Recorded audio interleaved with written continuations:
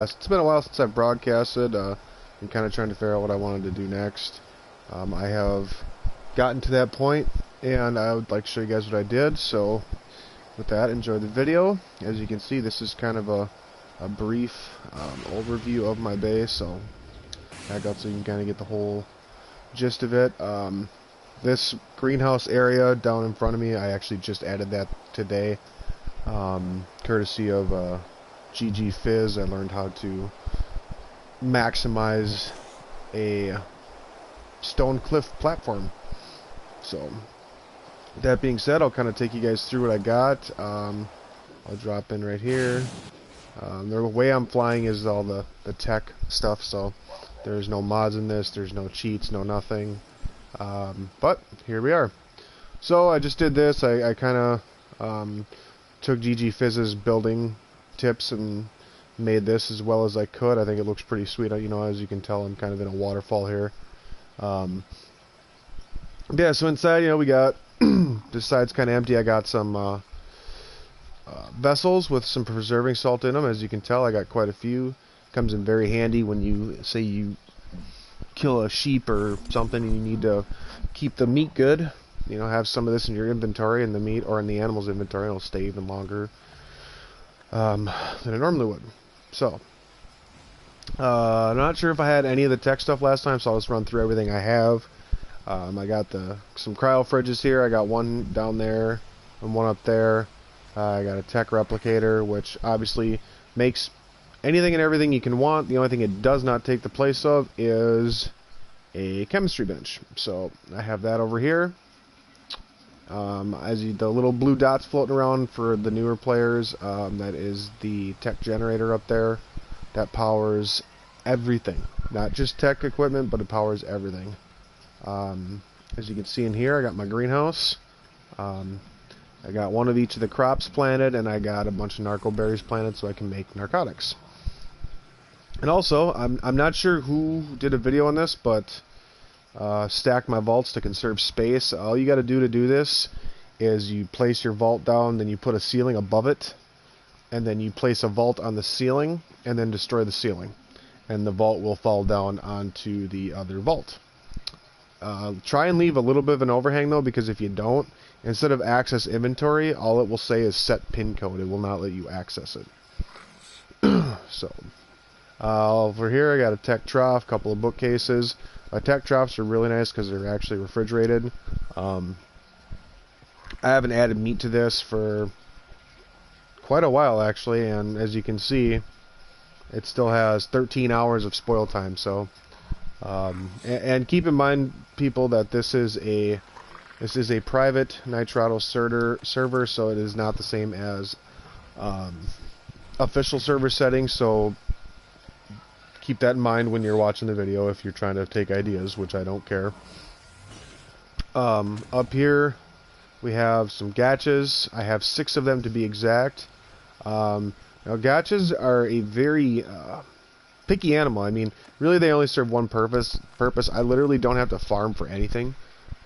They drop these crystals, and these crystals literally they will give you anything from metal to stone to clay to organic polymer, basically whatever you want.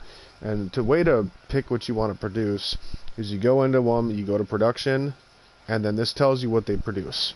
This one produces salt, fungal wood, stone, silica pearls, oil, sap, or you can do any which will produce random anything that it can produce. So this one in particular I have producing fungal wood. And so yeah, but the trick with the gachas is you have to keep them apart from other gachas. You see how far apart these are. I believe the general rule is 12 foundations. I believe you have to keep them apart. Otherwise, they get sad, they get angry, whatever you want to call it, and they don't produce crystals at nearly as good a rate as they could if they're happy. And the way that you can tell that they are happy is, I will show you. See how they're both staring at me? That means they are happy. If they are upset, they will not look at you. They will actually look away from you. It's kind of funny at first, but then it gets kind of annoying because they don't do what you have tamed them to do, which is produce crystals, which can give you gear, it can give you resources, a little bit of anything. Anyway, as you can see over here, I got a turret. This will, in theory, take care of anything and everything that comes anywhere near it. It still has plenty of ammunition in it, so don't have to worry about that. Over here, I have a tech teleporter. There are 3 of us that currently play on this map, so this may be a little overkill, but I will tell you what, my friend that is on this map with me, his base is in the sunken forest, so I'll show you, kind of go on here. His base, so my base is the red X on the map, his base is the tech teleporter that's way up here. And Pteranodon or Tapajere, it's about a 5-minute flight, if not a little bit longer. Teleporter, it's about a 30-second deal, if that, to get over there, and you don't drop anything. It's not like a bed. You don't drop your inventory. You keep everything in your inventory. So yeah, that's kind of the general rundown and gist of... Oh, I take that back. I have a tech transmitter here, which I will turn that on so you guys can see it running. All this is it's basically a obelisk. I can use this to load in animals from other maps if I want to, or bring stuff from this map to another map. So that's what that is for. I'll turn that back off though, because I only leave that on when you have to, because it does consume element as it runs. The next one we got here is the tech cloning chamber. This thing is massive, as you can tell. I had to build a fairly large platform to set it on. This requires element shards depending on what animal you are going to clone. Right now I will actually show you an example of a cloned animal, because I do have one. Hold on here and show that to you. Let's see, drop down. Alright, so here, this is a cloned animal. I cloned a glowtail. Actually has some levels. Now with these animals too, level wise, I know it's kind of off topic with the base thing, but these animals, you generally want to jack up their charge capacity and their charge regen. The charge emission range is basically how far out their light reaches. Not as big of a deal, but the capacity and regen are probably the 2 main ones you want to keep an eye on.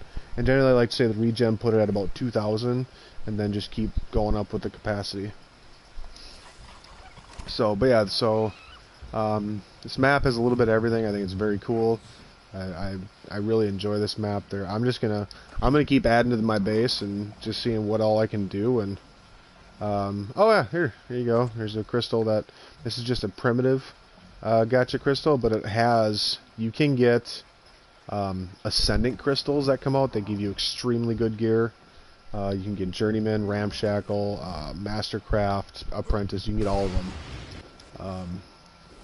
So yeah, that's kind of the general gist of it. If you guys like the video, go ahead and hit that like button. If you're new to the channel, go ahead and hit subscribe.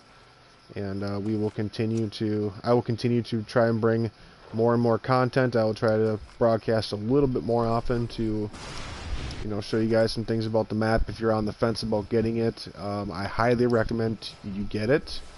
It's very fun. There's so much to this map. There's not just the desert, but there's also a snow biome. There's the sunken forest. There's the wasteland. Overall, just a very, very cool map, and I highly recommend it. So with that being said, I will catch you guys on the flip side, and have a good day.